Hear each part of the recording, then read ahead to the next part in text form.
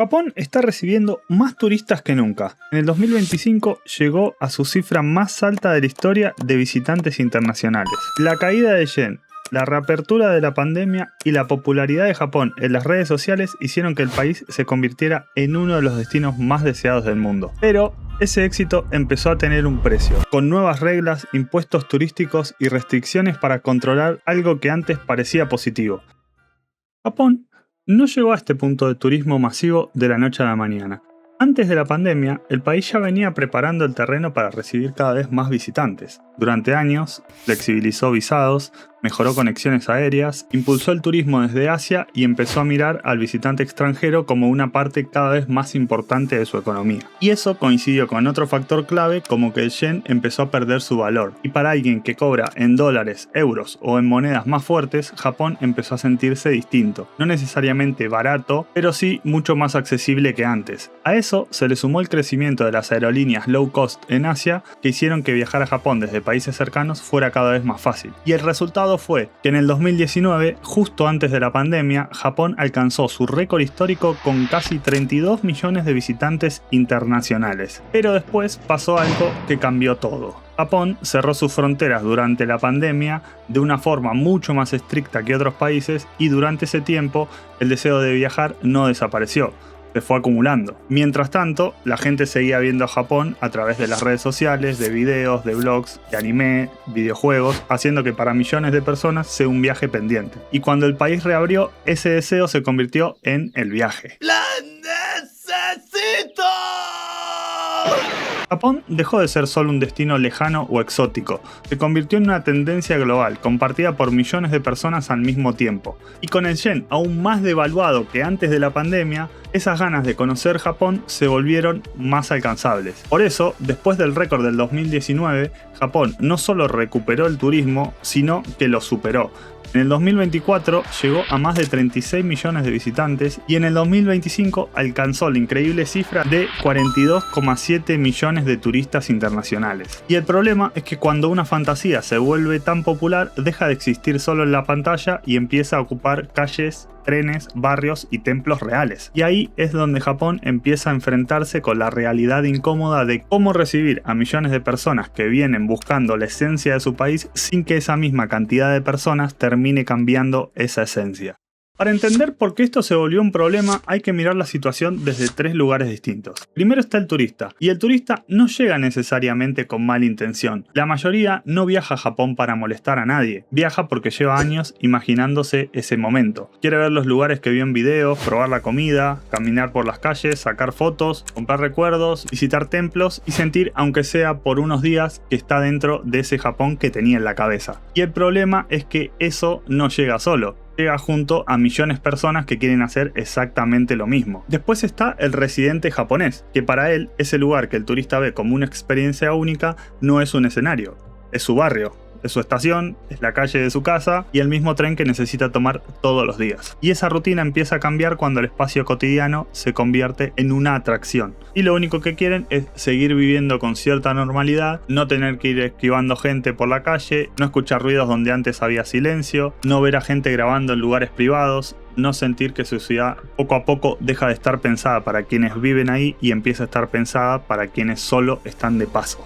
Y después está Japón como país, que no puede mirar al turismo como si fuese solamente un problema. El turismo trae dinero, llena los hoteles, mueve los restaurantes, ayuda a los comercios, revitaliza algunas zonas y proyecta la cultura japonesa al mundo. Japón necesita visitantes, especialmente siendo un país que envejece, que busca crecimiento y que durante años trabajó para atraer más turismo. Pero al mismo tiempo también necesita proteger lo que hace que la gente quiera ir en primer lugar: la tranquilidad, el orden, las costumbres, los barrios, los templos y la convivencia, y esa sensación de que en Japón funciona todo de manera distinta. Entonces acá se nos presenta un conflicto en donde el turista quiere vivir su sueño, el residente quiere conservar su vida cotidiana y Japón obviamente quiere recibir al mundo, pero sin convertirse en un parque temático. Y el problema empieza cuando esos tres deseos chocan en los mismos lugares. Porque una cosa es una sola persona que quiera sacarse una foto frente al monte Fuji o caminar y grabar por una calle tradicional de Kioto para recordar su viaje, pero otra cosa muy distinta es cuando miles de personas quieren hacer exactamente lo mismo al mismo tiempo, y ahí es cuando la cosa deja de ser normal, porque una calle tranquila de barrio deja de ser eso para convertirse en un fondo para fotos, o un barrio entero se convierte en una atracción, o los templos dejan de ser un espacio silencioso y empiezan a comportarse como una parada obligada o un lugar donde se puede descansar y comer cuando realmente no es así. Y eso es importante porque muchas veces el problema no es una acción aislada, sino que es la acumulación de todo.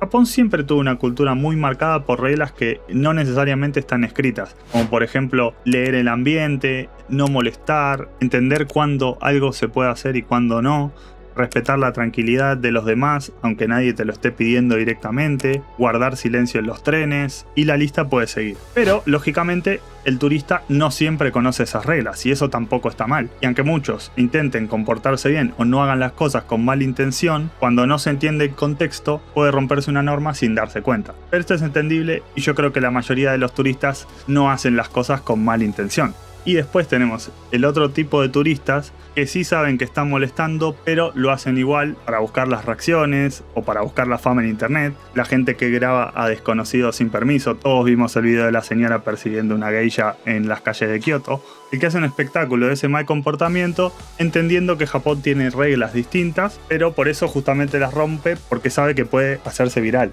Y ahí es cuando todos entramos dentro de la misma bolsa. Porque muchos quieren llevarse un recuerdo de Japón, pero otros quieren llevarse el contenido, y el objetivo ya no es conocer el lugar, sino usarlo para generar reacciones, y el lugar y su gente empieza a quedar un poco en segundo plano. Pero yo creo que la mayoría de los turistas lo que buscan justamente es la tranquilidad de Japón, el orden, la estética, su forma distinta de hacer las cosas, esa sensación de armonía que no se encuentra tan fácil en otros países. Pero cuando hay tantas personas intentando consumir esa misma armonía al mismo tiempo, se empieza a romper, lógicamente. Y acá se da una paradoja bastante cruel, que es que la gente viaja a Japón buscando algo que puede desaparecer si todos lo buscan de la misma manera. Lo cual no me parece tan mal, pero desde el punto de vista de un residente puede sentirse bastante injusto, porque el turista está de paso, pero la gente que vive ahí se queda con las consecuencias de las calles llenas de gente, con cada vez más basura, cuando antes era un país súper limpio, lo sigue siendo, pero cada vez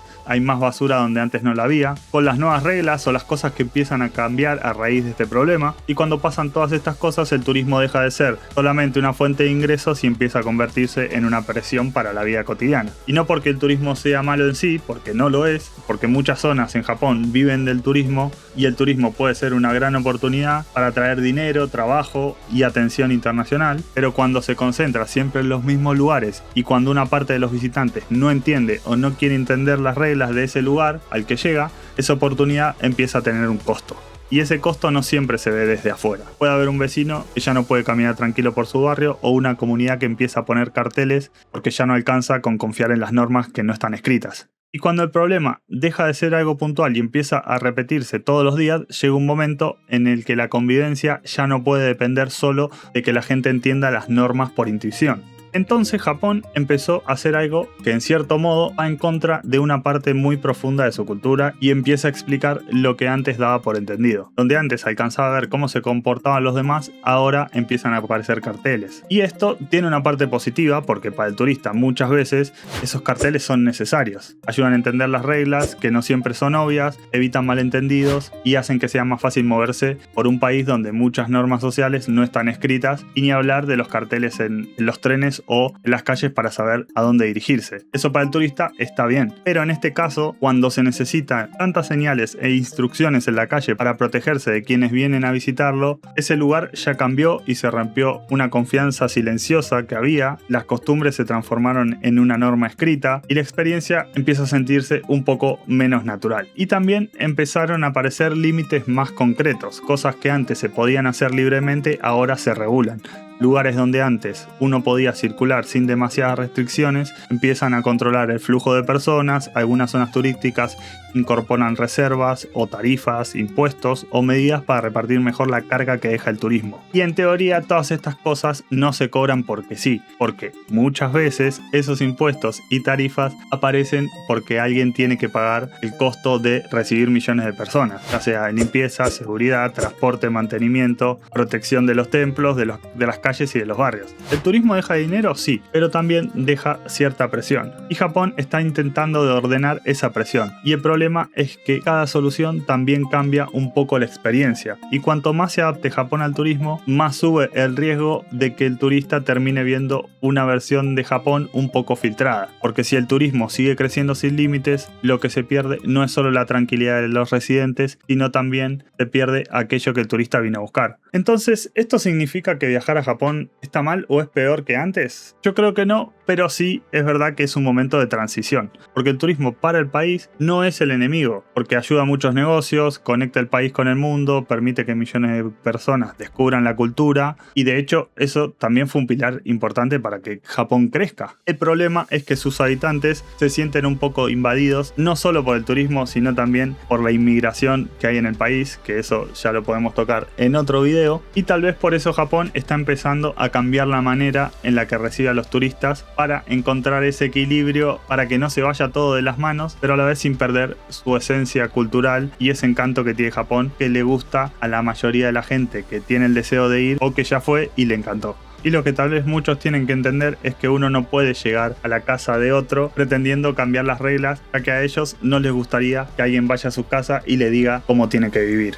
A pesar de todo esto, Japón sigue siendo un país muy lindo, muy limpio, muy respetuoso, y yo creo que esa es un poco su esencia y no creo que la vaya a perder. Ahora puede ser que esté pasando por momentos de transición tanto económica como social, pero visitar Japón siempre es una experiencia única.